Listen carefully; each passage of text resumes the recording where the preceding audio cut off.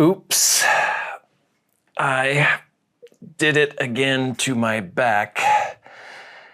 I'm in so much pain. Oh, baby, baby. Hello. Welcome once again to Stuff and Things, where I like to talk about stuff and occasionally even things. I'm your good friend Bradley, and today is a Sunday Stuff and Things. And on this Sunday Stuff and Things, I am in pain, but I can't talk about that because people will get mad at me if I talk about being in pain, because I will be complaining. But yeah, I hurt my back again. I know I should have known not to hurt my back, but I did.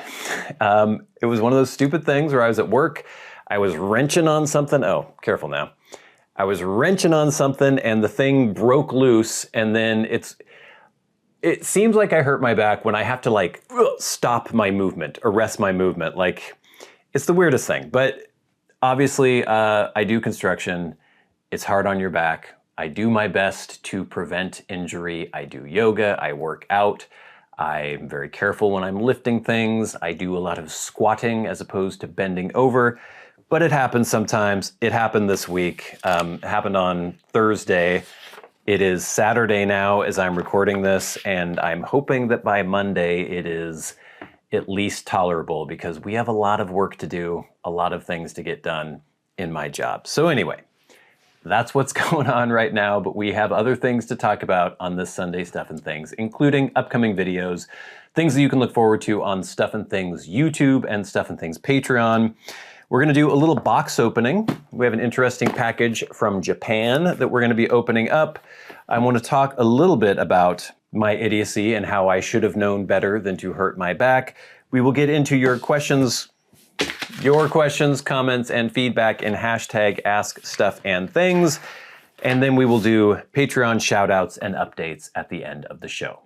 So let's get into it. Why didn't I have the knife?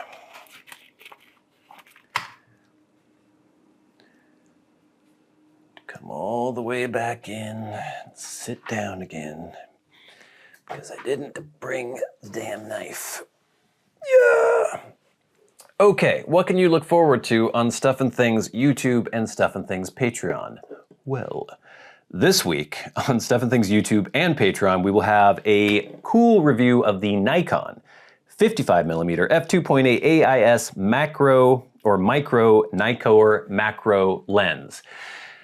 Now, I am posting a lot of photography stuff on the channel. That's what I'm super into lately. Pipe stuff going exclusively to Patreon because it cannot go here. And a lot of photography stuff going here. That is going to continue being the case because I'm really into photography. And hopefully some of you will decide to watch some of the photography stuff, because it would be great if you did. And this is a really cool lens for my film camera. That video is posting this Wednesday on Stuff and Things YouTube and Stuff and Things Patreon.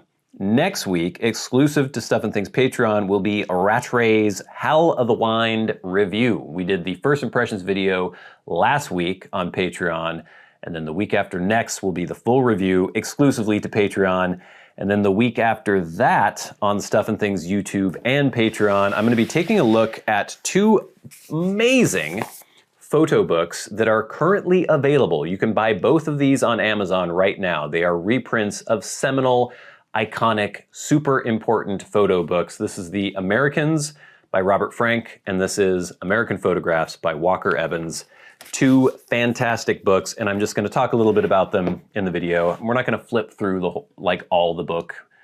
We're not gonna flip through each book in its entirety because that's stupid. If you're interested in this kind of thing, you should go get the book. But they're just super important, super interesting, and I think you'll like the video. That will be posting not this week, not next week, but the week after on Stuff and Things YouTube and Stuff and Things Patreon. And lots of other good stuff coming up on Patreon as well. Reposts of old videos that have had to be taken off of YouTube and then put on Patreon.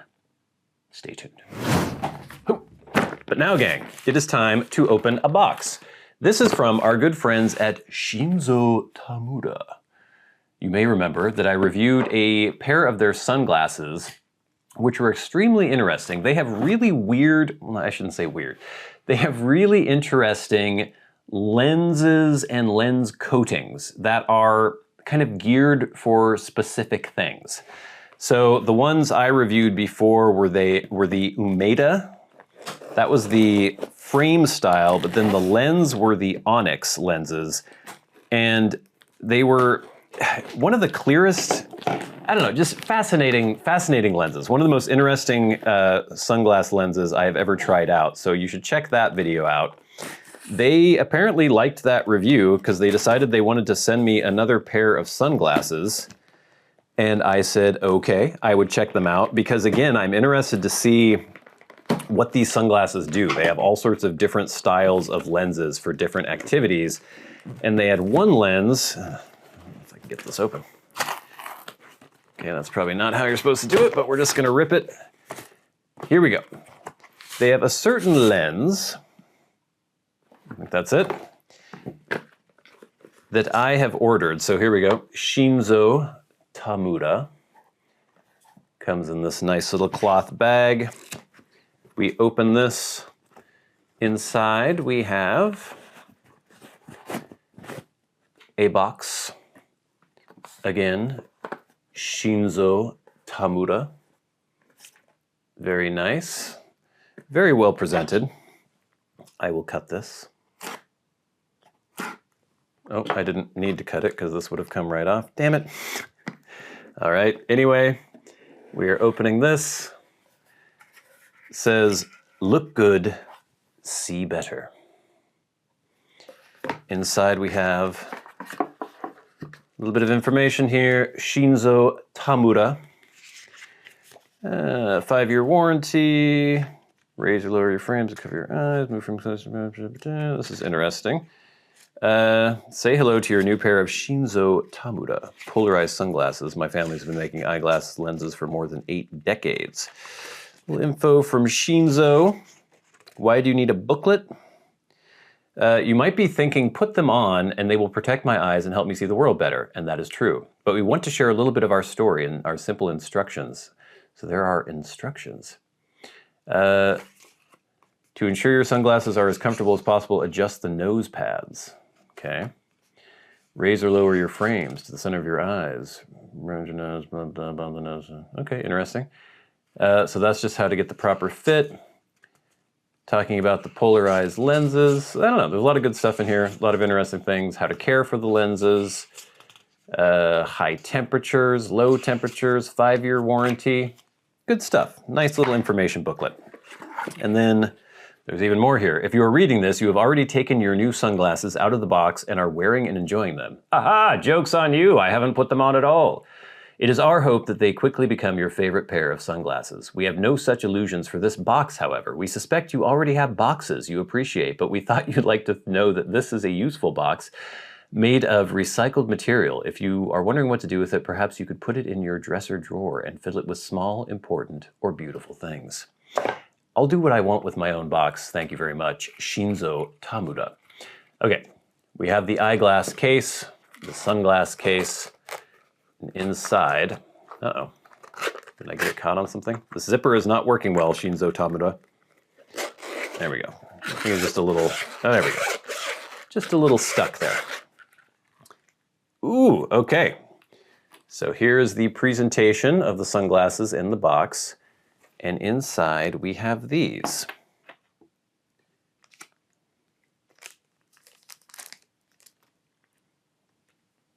Allow me to try them on. Ooh. Oh, wow. I'm looking out my window right now.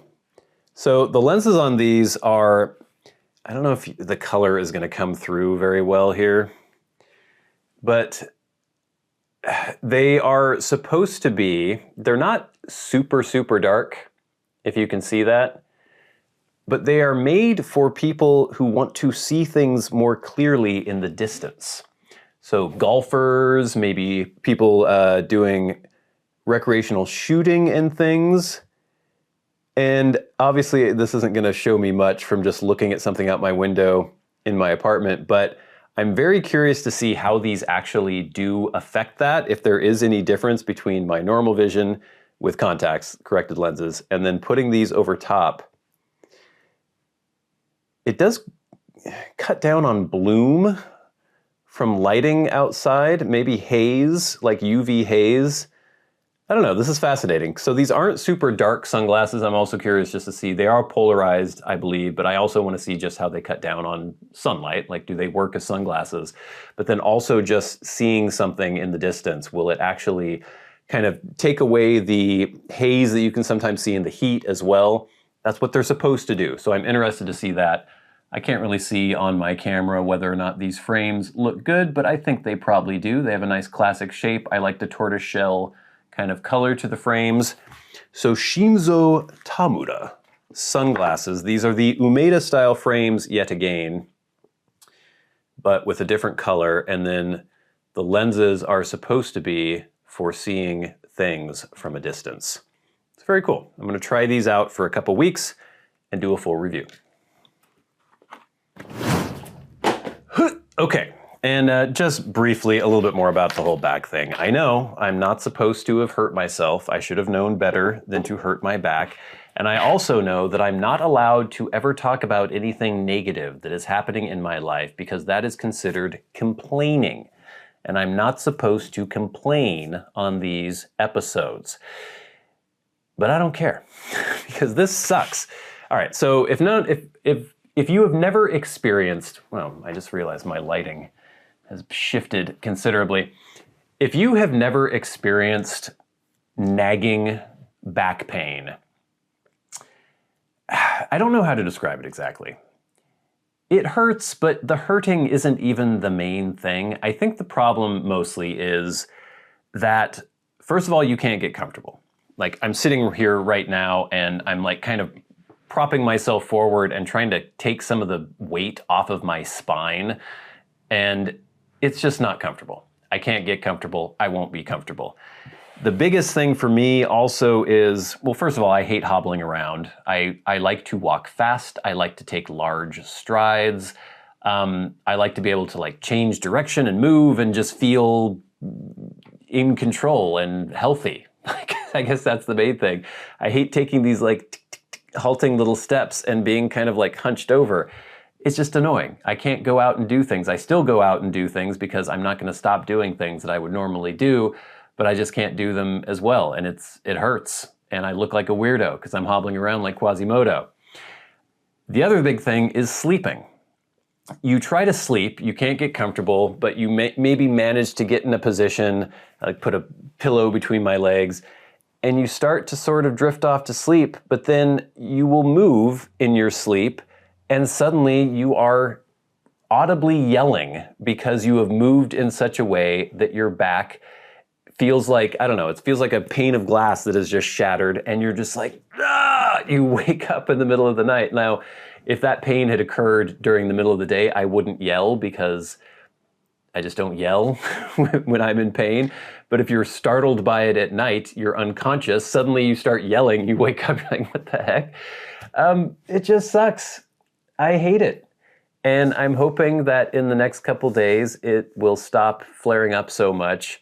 I can stand up a little more straight now than I was, and I'm gonna keep doing stretches and keep doing yoga, and hopefully by Monday when I have to work, and I have to work, I can't take the day off, it will be better. So I'm sorry that I had to complain about my back, and I know I should have known better than to hurt my back, but it is what it is. All right, gang, but now it is time for hashtag #AskStuffandThings. Remember, if you have a question for me and you would like it answered on the Sunday Stuff and Things, you can tweet at @SATBradley with the hashtag #AskStuffandThings. If you are a Patreon supporter, you can write to me via Patreon and go right to the front of the line, or, well, no, you can't hit the super thanks button under these videos because it doesn't exist because the channel is still currently demonetized. We'll talk a little bit about that more. I haven't tried to reapply for the partner program yet because I still don't know exactly what I need to get rid of, and there are some things I don't want to get rid of, and I think it's okay not to get rid of them, but I'm worried that if I try to reapply, they'll say that I have to get rid of them, and then that'll mean that I have to wait another 3 months, and I don't know.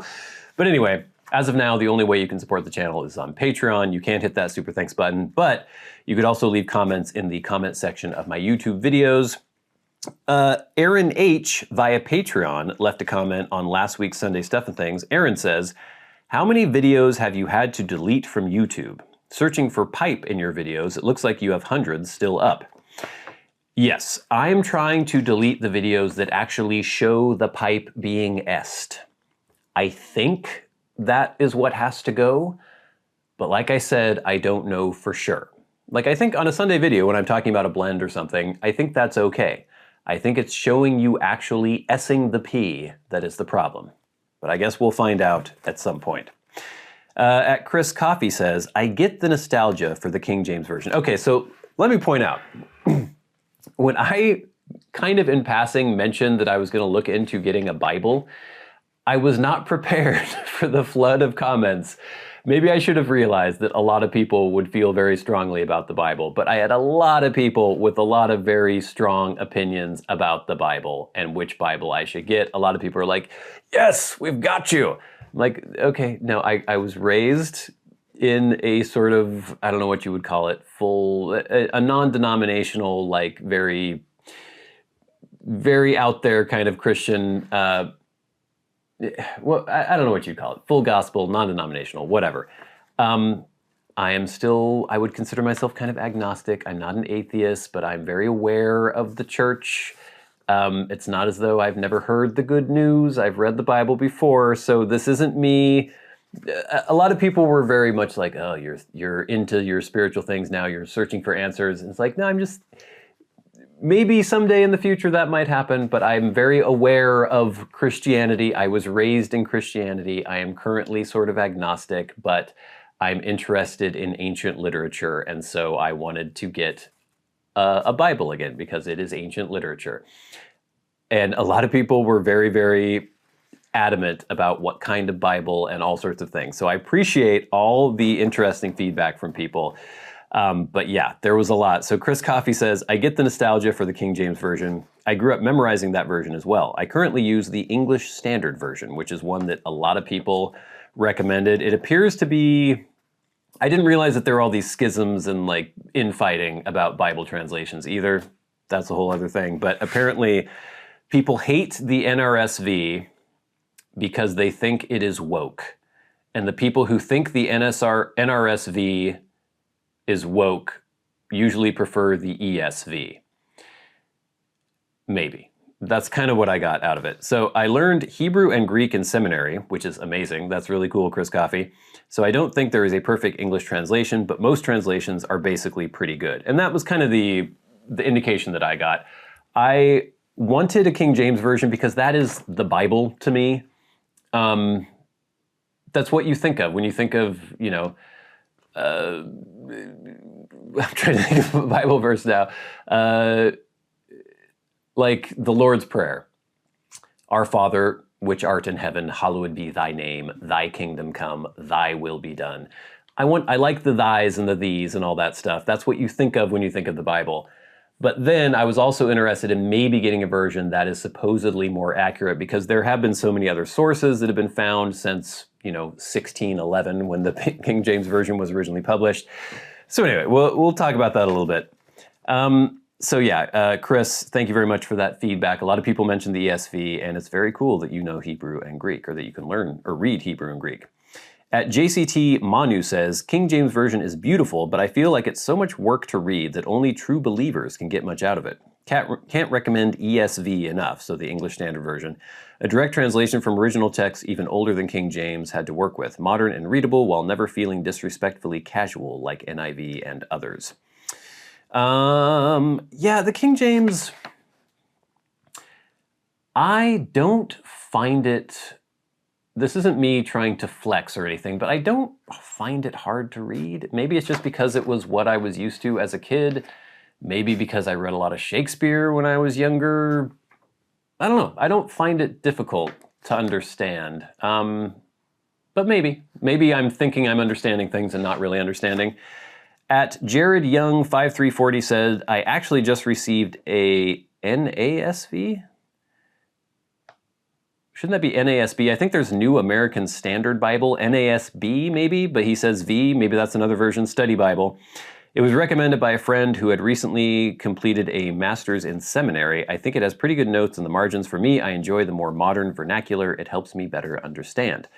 So yeah, that's another one. If it's not NASB, maybe there is something called NASV, but interesting. At Chad Curtis says, I love the clean canteen too. They gave one to us when we signed up for Rocky Grass Bluegrass Academy in Lyons, Colorado, and I fell in love with it. Wow, that's a pretty good little bonus there, because they're pretty expensive. Yeah, 30, 40 bucks. My only complaint is that you have to take the entire thing apart and clean it quite often. Yeah, I do it once a week, but it's a great coffee thermos. I mean, I wash it every day, but then I'll completely disassemble the cap every week to wash it out. On a side note, I was raised and confirmed Episcopalian, but the Bible is a very tough read. Can't go there anymore. Yeah, I've been reading a bit of the King James, and it's fun. I like it. I'll talk about another version that I got that most of you probably won't like. At Frimports says, personally, I like the King James version. I don't know if that was intentional, but I love the King Kong version, the King James version. I think that's good. I can imagine a giant ape on the top of the Empire State Building with a giant book reading from it. You do have to get a feel for it, but it just has more majesty and gravitas than the other translations. To me, the best Bible is the one you'll read. And again, like, I only included a fraction of the comments I was getting about this, but at Nathan, what is this? Nathan Neiman? In my opinion, the deuterocanonical, aka apocryphal, books are essential for any academic study of the Bible, since so much of Western literature and art has biblical references or is directly drawn from biblical scenes. You may see a few new connections when reading, looking at paintings, etc. Artists such as Titian, Rembrandt, and Peter Paul Rubens all had paintings drawn from these books. Yeah, and that was another criterion, is I wanted a Bible that had the Apocrypha or the deuterocanonical books in those, because I had never read those, being brought up as a Protestant as a kid.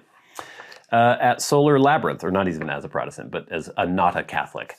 At Solar Labyrinth says, I'm actually in a very similar situation with respect to reading the Bible. I grew up in a very religious household, but haven't been to church in well over 20 years. However, I also have a strong interest in the ancient world and always enjoyed the Bible stories growing up. So I have a renewed interest in the Bible as literature and ended up buying 2 versions to read. The Oxford World's Classic Authorized King James Version with Apocrypha, and an old hardback copy of the Bible designed to be read as living literature, which is a King James version, cuts out some of the drier parts like the begats and formats it more like a traditional narrative. So yeah, that was kind of where I was at Solar Labyrinth, just interested in it as ancient literature, also have some nostalgia for the King James version. So I got the King James version with Apocrypha, a nice version, and then some of you are gonna yell at me, I know, because you don't like this, but I also got the NRSV UE SBL Study Bible. Now, a lot of people will be like, they got rid of gendered pronouns. They're doing all sorts of crazy things. They're changing words and whatever. I understand that people, if you're looking at it from maybe a religious perspective, would not like the NRSV UE SBL Study Bible, but I got it because it is the Bible that academics use. And I'm interested in that aspect as well. I wanted to read some of the essays on it. There are things I probably won't agree with, probably things I will agree with, I don't know. But when you're thinking of people who are actually going to university and studying the Bible as ancient literature, that's the version of the Bible they're reading. So I got a King James, and I got one of those. Okay.